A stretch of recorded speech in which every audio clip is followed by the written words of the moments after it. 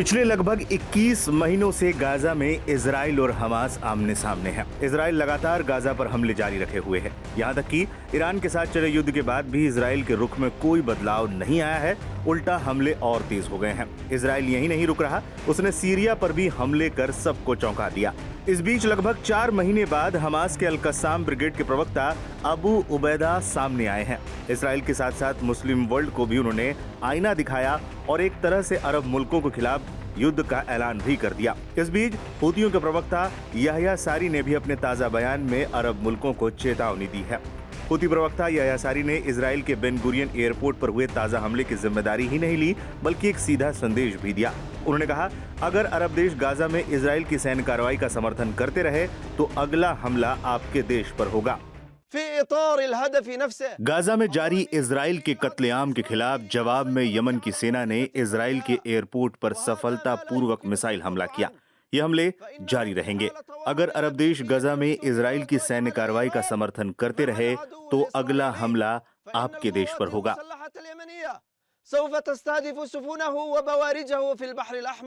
Aim right, achieve big. At KR Mangalam University, we provide you the platform to turn your dreams into reality. At KR Mangalam University. इससे पहले अबू उबैदा ने भी अरब मुल्कों के साथ साथ इस्लामिक हुकूमतों को भी खूब लताड़ा था। وكان العدو قد أعلن في هذه الأشهر الأخيرة कि जब फिलिस्तीन में हमारे इस्लामी भाई बहन भूख, प्यास और दवा की कमी, साथ ही इसराइल के जरिए बरसाई जा रही आग से मर रहे थे, तब इन मुबैना या कथित इस्लामी मुल्कों के लीडरान और बड़े बड़े दानिश्वर चुप रहकर तमाशा देख रहे थे। हमास की अल-कस्साम ब्रिगेड ने कहा कि गजा के हजारों मासूमों का खून अरब के तमाम इस्लामी मुल्कों के सरबराहान और उनकी वाहवाही कर रहे आलिम दीन के सिर पर है, जिन्होंने खामोश रहकर गद्दारी की। न हमास उन्हें कभी माफ करेगा और न इतिहास।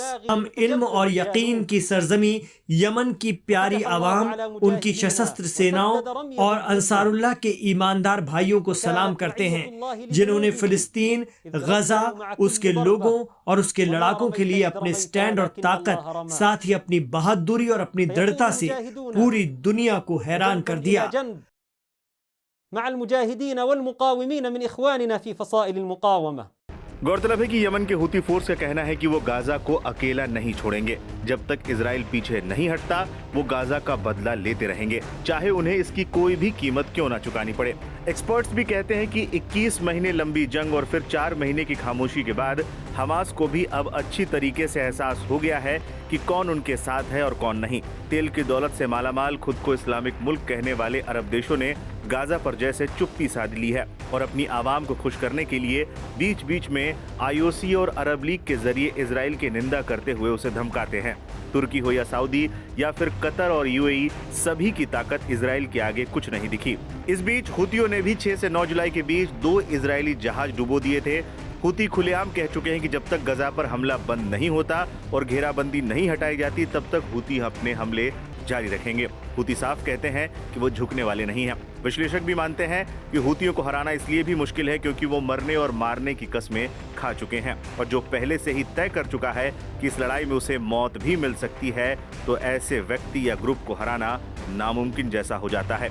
हाल ही में इजरायली नौसेना ने हूतियों के कब्जे वाले हुदैदा पोर्ट पर पहली बार हमला किया, जो इस संघर्ष में एक नया मोड़ था। इसके अलावा संयुक्त राज्य अमेरिका और यूनाइटेड किंगडम भी इस पूरे घटनाक्रम पर नजर बनाए हुए हैं, क्योंकि लाल सागर में हूती हमलों ने वैश्विक व्यापारिक मार्ग को भी खतरे में डाल दिया है। इससे अमेरिका तक अछूता नहीं है। हालिया हमले ये साबित कर रहे हैं कि हूती अब सिर्फ चेतावनी वाले हमलों से आगे बढ़कर इजरायली सैन्य ठिकानों को रणनीतिक रूप से नुकसान पहुंचाने की क्षमता विकसित कर चुके हैं। इस तरह यमन का एक गुट जो कभी स्थानीय गृह युद्ध तक सीमित था, अब इजराइल जैसे सैन्य ताकतवर देश के लिए भी एक गंभीर सुरक्षा चुनौती बन गया है। और अगर ये ट्रेंड जारी रहा तो आने वाले दिनों में मिडिल ईस्ट में और अधिक सैन्य टकराव की संभावना से इनकार नहीं किया जा सकता।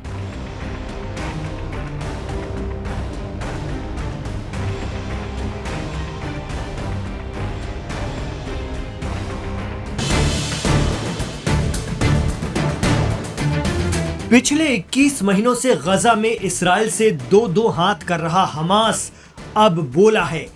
और ऐसा बोला है कि अरब देश और मुस्लिम वर्ल्ड को आईना दिखाकर रख दिया। इसराइल से सीधे भिड़ रही हमास की अल कस्साम ब्रिगेड के तर्जुमान अबू उबैदा 4 माह की खामोशी के बाद जब अपनी बात रख रहे थे, तब उनके मुंह से खित्ते के अरब मुल्कों के लिए लानत निकल रही थी। हमास ने उम्मत के ठेकेदार बने लोगों की इस्लामिक हुकूमतों को खूब लताड़ा। उन्होंने साफ कहा कि जब फिलिस्तीन में हमारे इस्लामी भाई बहन भूख, प्यास और दवा की कमी, साथ ही इसराइल के जरिए बरसाई जा रही आग से मर रहे थे, तब इन मुबैना या कथित इस्लामी मुल्कों के लीडरान और बड़े बड़े दानिश्वर चुप रहकर तमाशा देख रहे थे। हमास की अल कस्साम ब्रिगेड ने कहा कि गजा के हजारों मासूमों का खून अरब के तमाम इस्लामी मुल्कों के सरबराहान और उनकी वाहवाही कर रहे आलिम दीन के सिर पर है, जिन्होंने खामोश रहकर गद्दारी की। न हमास उन्हें कभी माफ करेगा और न इतिहास। लेकिन गजा की सुन्नी तंजीम हमास ने यमन के शिया जैदी लड़ाकों यानी अंसारुल्लाह या हूती का शुक्रिया भी अदा किया। हमास के प्रवक्ता अबू उबैदा ने कहा कि हम इल्म और यकीन की सरजमी यमन की प्यारी आवाम, उनकी सशस्त्र सेनाओं और अंसारुल्लाह के ईमानदार भाइयों को सलाम करते हैं, जिन्होंने फिलिस्तीन, गजा, उसके लोगों और उसके लड़ाकों के लिए अपने स्टैंड और ताकत, साथ ही अपनी बहादुरी और अपनी दृढ़ता से पूरी दुनिया को हैरान कर दिया। Aim right, achieve big. At KR Mangalam University, we provide you the platform to turn your dreams into reality. At KR Mangalam University. गौरतलब है कि यमन ही अरब खित्ते का वो वाहिद या एकमात्र मुल्क है जिसने खुलकर गजा का सपोर्ट किया था। न सिर्फ सपोर्ट किया, बल्कि उसके अंसारुल्लाह जंगजुओं ने इसराइल की गजा में हर आक्रामकता का उसी ताकत से जवाब दिया और आज भी दे रहे हैं। अंसारुल्लाह का खौफ पश्चिमी देशों में इस कदर है कि अमेरिका ने तो उनसे पहले ही तौबा कर ली है। यमन की हूती फोर्स का कहना है कि वो गजा को अकेला नहीं छोड़ेंगे। जब तक इसराइल पीछे नहीं हटता, वो गजा का बदला लेते रहेंगे, चाहे उन्हें उसकी कितनी भी बड़ी कीमत क्यों न चुकानी पड़े। एक्सपर्ट कहते हैं कि 21 माह लंबी जंग और फिर 4 माह की खामोशी के बाद हमास को भी अच्छी तरह से एहसास हो गया है कि कौन उनके साथ है और कौन नहीं। तेल की दौलत से मालामाल, खुद को इस्लामिक मुल्क कहने वाले अरब देशों ने गजा पर जैसी चुप्पी साधी है और वहां की मजलूम आवाम की तबाही देखते रहे, साथ में गजा की रीडेवलपमेंट का प्लान बनाते रहे और अपनी आवाम को खुश रखने के लिए बीच बीच में OIC और अरब लीग के जरिए इसराइल की निंदा करते रहे, उसे धमकाते रहे। तुर्की हो या सऊदी या फिर कतर, UAE, सभी की ताकत इसराइल के आगे कुछ नहीं दिखी। जानकार मानते हैं कि अरब देशों पर अमेरिका का इस कदर दबाव रहता है कि वो एक कदम भी बिना अमेरिका की मर्जी के नहीं उठाते। यही वजह रही कि गजा तबाह हो गया और लाखों लोग आज भी बेहाल हैं, बेघर हैं। हमास तर्जुमान अबू उबैदा ने दावा किया है कि हमास अब नई टैक्टिक्स और मेथड अपना रहा है और अगर इसराइल आगे जंग जारी रखता है तो उसे अपने सैकड़ों सैनिकों की लाशें उठानी पड़ेंगी। उन्होंने कहा कि गजा से बंदियों को रिहा करने के समझौते को इसराइल ने नामंजूर किया है। उसने मार्च में रमजान के बीच सीज फायर तोड़ते हुए गजा पर फिर हमले शुरू किए और इसके भी 4 माह बीत गए हैं। हमास का कहना है कि वो इसराइल की आक्रामकता और कब्जे की नीति के खिलाफ लड़ेगा, भले ही हमारा दुश्मन दुनिया की सबसे ताकतवर ताकतों से लगातार हथियार और गोला बारूद पा रहा हो, लेकिन हम भी पीछे नहीं हटेंगे।